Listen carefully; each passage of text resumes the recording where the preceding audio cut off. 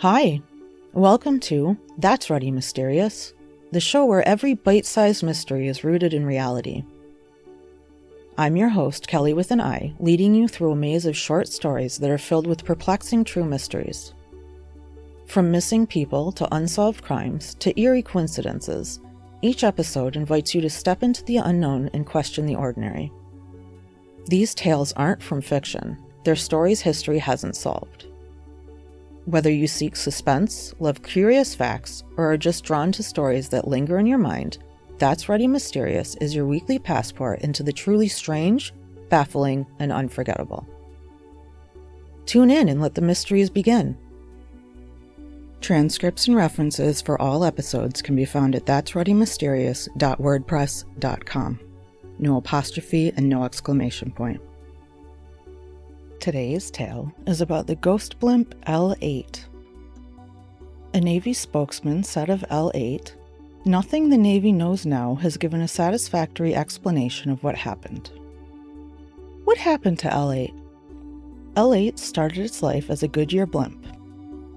The tire company built it for advertising purposes, but in 1942 the Navy acquired it along with 4 other L-series blimps. All 5 blimps were stationed at Moffett Field in Santa Clara, California, which already had several large airship hangars.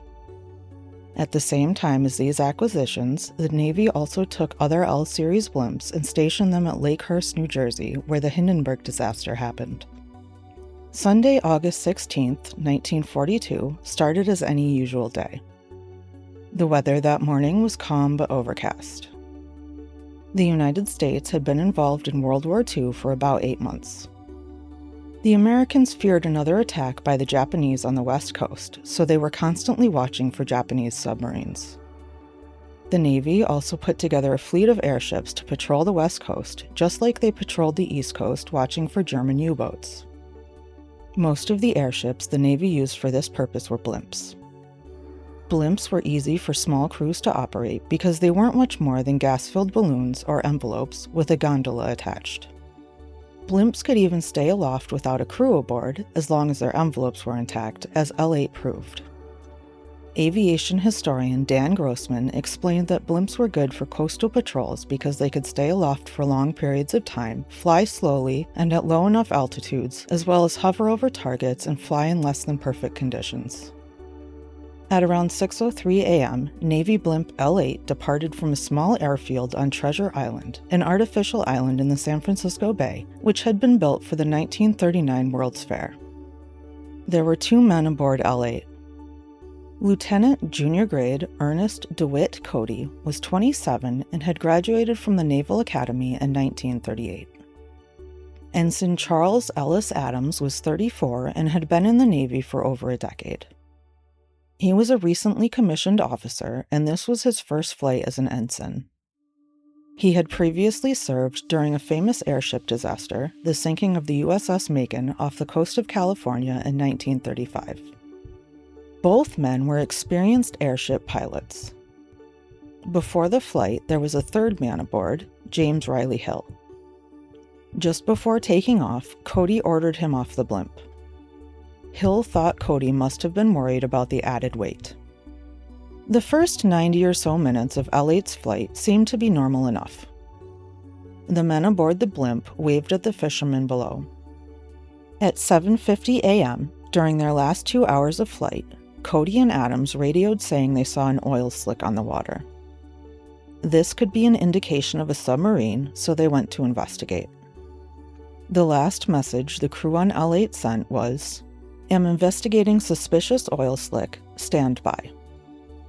The water beneath the blimp was full of boats and ships. As the blimp went to investigate, all eyes were on them.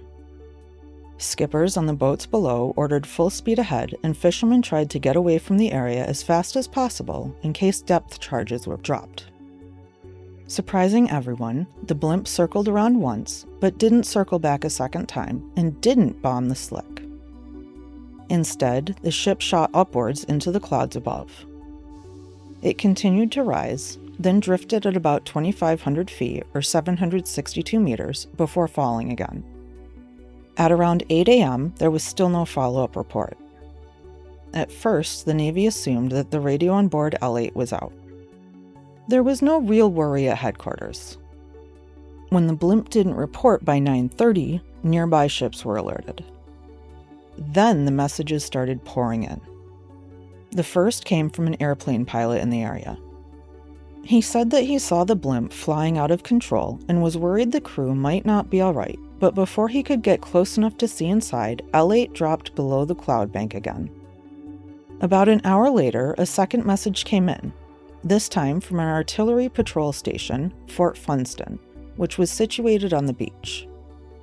The report said that around 11:15 a.m., a fisherman on shore near the patrol station saw the blimp and shouted to his companion that it was falling on them. When the blimp hit the beach, right at their feet, they took the tie lines and tried to hold it down. The gondola door was open and everything they could see inside seemed to be in order, but there was no crew. There are some reports that one of the depth charges fell off L-8 when it landed on the beach and that depth charge exploded, but those reports weren't accurate. The fishermen were not strong enough to hold L-8, so it got free and bounced against a stone wall until the shock set loose one of the depth charges. That made L-8 light enough to ascend again. It flew up into the sky and disappeared. Lieutenant Commander Watson, the squadron commander who was beginning to grow worried for the two-man crew, asked if there was any news of the crew. The answer that came was 2 men jumped off when she hit the beach, which served to assuage his fears. He could go get his men off the beach. About 15 minutes later, L-8 landed gently on a Daly City, California road, Bellevue Avenue. Soon after came a report from the chief of police for Daly City saying that L-8 had made a perfect 2-point landing on the street. Police and firemen rushed to the scene, with the firemen leaving a fire in the hills at the time. They put out the fire and searched for the crew. They searched the ship thoroughly and even cut the helium envelope, but found no one inside. The door to the gondola was latched open. This was strange because it could only be opened from the inside and was never to be opened during flight. The ship's radio was working and both parachutes were unused. The blimp was missing one of the anti-submarine depth charges that it usually carried. This depth charge was soon found on a nearby golf course. Other than the life jackets, also known as Mae West's, being missing, everything else was in order. This wasn't unusual because pilots routinely wore their main vests while flying over open water. L-8, like other blimps in the fleet, carried a weighted briefcase with classified documents. If L-8 was to be captured, the pilots were supposed to throw the briefcase overboard so the classified documents couldn't be intercepted. The briefcase was still in the gondola, suggesting that either the men were not captured by the enemy, or if they were, it happened so fast that they didn't have time to throw the briefcase overboard. Watson, going off the previous report, said the men were fine, but they never reported back. Then Watson received a report from Navy intelligence. They had searched every boat and person who witnessed the blimp when it hit the beach. The Army had mistaken the 2 fishermen for pilots. Watson ordered a search of the area, but by that time 5 hours had passed since anyone had last heard from the men. When L-8 hadn't reported back, the Navy had sent out search planes to look for it. When a close-by base said the blimp had landed there and that 2 pilots had gotten out, they thought they'd found it. The reports, however, were untrue. The blimp had actually landed on a beach about 1 mile away. The mystery got even stranger when the Navy investigated it further. The waters off the coast of San Francisco that day were busy with fishing boats and Navy and Coast Guard ships. The blimp's movements were seen by many people, but no one had seen the pilots after their last message. A Navy armed guard unit aboard the cargo ship Albert Gallatin said that the blimp had dropped 2 flares over the oil slick to mark its location. Wesley Frank Lamoureux said that they thought it was a submarine and that from the point they threw the flares on, he wasn't too sure of the movements of the blimp, except that it came down very close to the water, seemingly almost sitting on top of it. Then the blimp rose to a higher altitude. A passing Pan Am Clipper seaplane saw L-8 in flight. A search plane saw it at 2,000 feet or 610 meters altitude, twice as high as it normally flew, before it dropped down under the clouds. On the ground, hundreds of people followed the deflating blimp as it drifted through the air. One later described L-8 as looking like a big broken wiener. Some people even took photographs of it. Witnesses gave opposing reports. Some said that they didn't see anyone aboard L-8. Ida Ruby, who was riding on horseback in the area, said she'd used binoculars to see the blimp. She claims to have seen 3 men, not 2, aboard L-8 before it landed. Some others claim to have seen men parachuting from the blimp.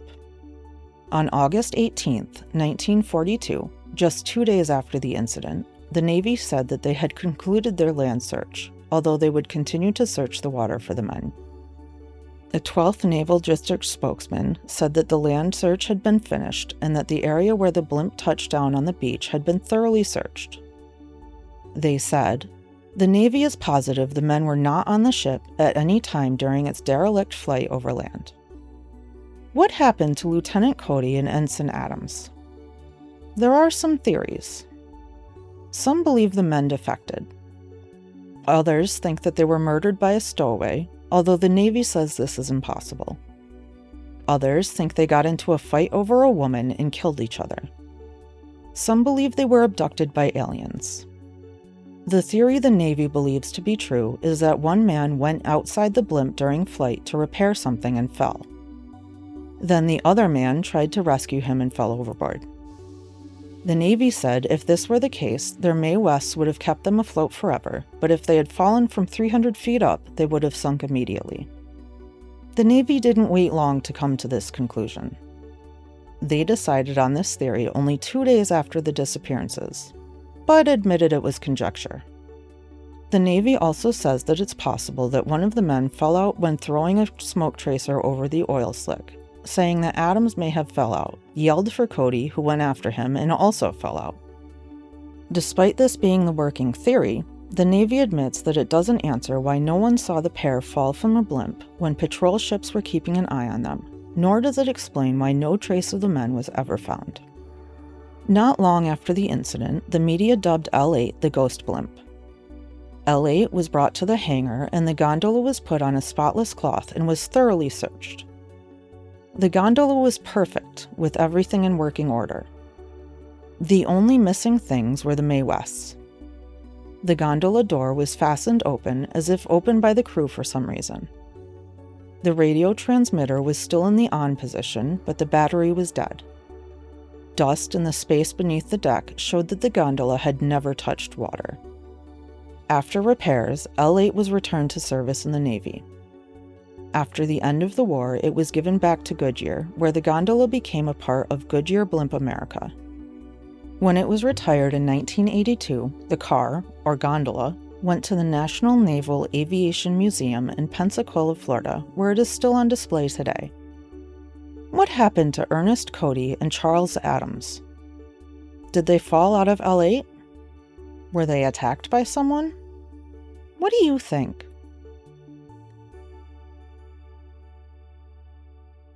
Thank you for joining me on our adventure through today's mystery. The stories that That's Ready Mysterious covers are often stranger than fiction. If you enjoyed today's tale, subscribe to make sure you never miss a story that challenges the ordinary and reveals the mysterious.